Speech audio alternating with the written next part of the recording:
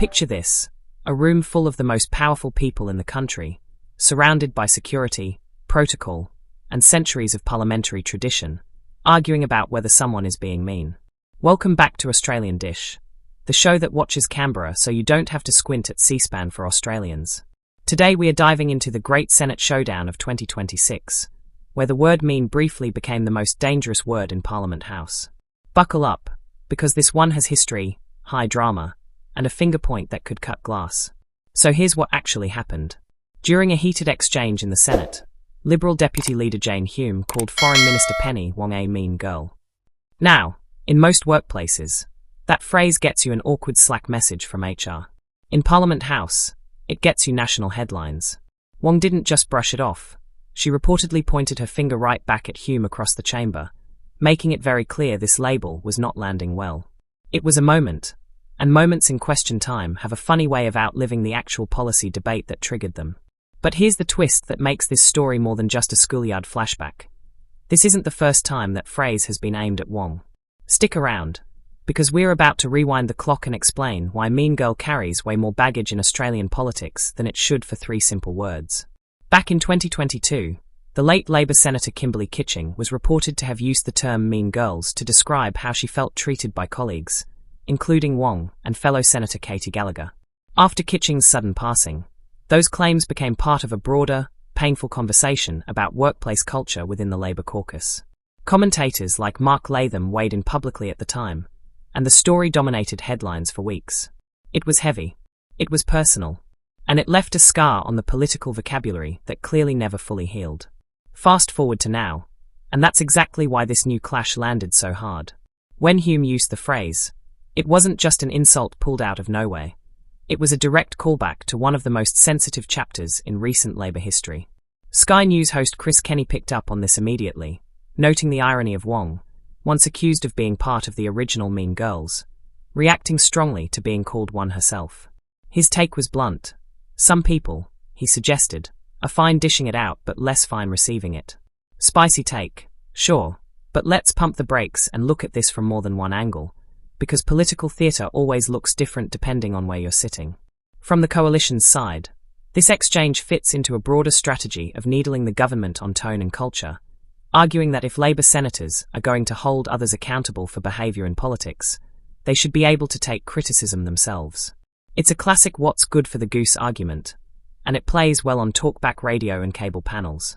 From Wong's side, and from many observers in the government camp, the reaction wasn't about being thin-skinned. It was about the specific choice of words. Given the history attached to mean girls, using that exact phrase against Wong isn't just casual sledging. It's loaded language tied to a genuinely tragic period involving a colleague's death and unresolved grief. Supporters of Wong argue that recycling that phrase as a political dig trivialises what was, for many in Parliament, a deeply painful moment, not a punchline. And then there's the neutral middle ground, which is honestly where most political analysts tend to land on stuff like this. Question time has always been theatre. It's adversarial by design. Insults, jabs, and personal digs have been part of the Westminster system since powdered wigs were still in fashion. The real question isn't whether politicians throw shade at each other. They always have. They always will. It's whether certain words carry weight beyond the chamber because of what they represent historically. And mean girl, in this specific Australian political context, clearly does. Now let's zoom out for a second, because this story isn't really about one insult in one debate. It's a pretty perfect case study in how language in politics never exists in a vacuum.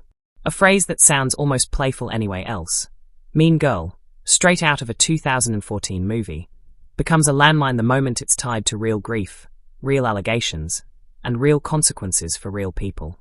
That's the thing about political rhetoric. Words don't just describe a moment, they drag their entire history into the room with them. Politicians know this.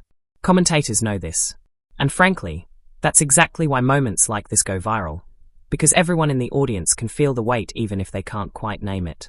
So what happens next? Don't expect a formal apology tour or a Senate inquiry into schoolyard vocabulary. What you can expect is more of the same. This incident becomes another data point in the ongoing narrative war between the government and the coalition about tone, accountability, and who gets to claim the moral high ground in Parliament. Expect clips of the exchange to keep circulating on social media, Expect commentators across the spectrum to keep dissecting it, and expect both sides to use it as ammunition in totally different arguments for weeks to come. That's just how the news cycle works these days. A 15-second clip outlives the actual policy debate that happened 5 minutes before it. Here's the honest takeaway. Politics has always been part substance, part spectacle, and moments like this remind us how much the spectacle still matters to how the public perceives our leaders. Whether you think Wong was right to push back hard, or think Hume's comment was fair game in the rough and tumble of question time, one thing's for certain. In Canberra, even a single word can carry an entire political history behind it. And that's the wrap for today's deep dive, Dish Fam. If this kind of breakdown, where we go beyond the headline and actually unpack the why behind the drama, is your kind of thing, smash that subscribe button so you don't miss the next one. Because trust me, Canberra never runs out of material. Drop a comment and let us know which side of this debate you landed on, because we read every single one. And if you want more no-fluff, straight-talking Aussie politics content that respects your time and your intelligence, you already know where to find it. Until next time, this has been Australian Dish. Stay sharp, stay informed, and we'll catch you in the next one.